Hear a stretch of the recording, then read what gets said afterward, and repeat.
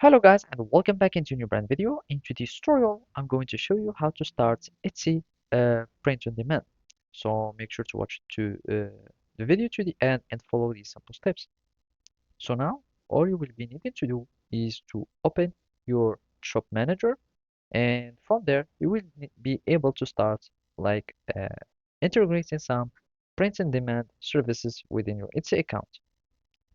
So after clicking on the shop manager, you will be able to go to the apps, and from here you can choose any one of these print in demand apps. So from here you will have like either Printify or Gelato or either Printful. So make your research and search for the service that you would like or that you feel that it's better to use. So let's suppose that we want to go with Printify.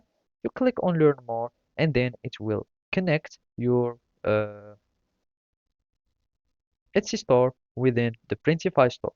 So you will need like to create your store, or you will need just to create your account within these services. Either it is Printify or Printful or whatever. So you will need just to create an account, and from there you will start like having a dashboard.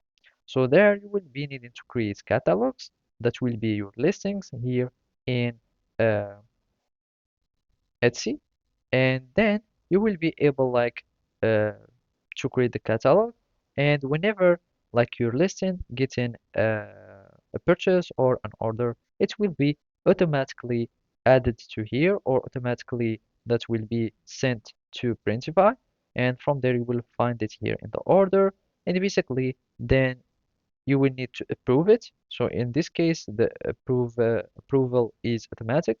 So you will need just to approve it, and then the fulfillment and the production process will be started automatically, and it will be fulfilled to the and shipped to the buyer or the customer, and then it will be showing also here in the orders, and it will be completed at the end.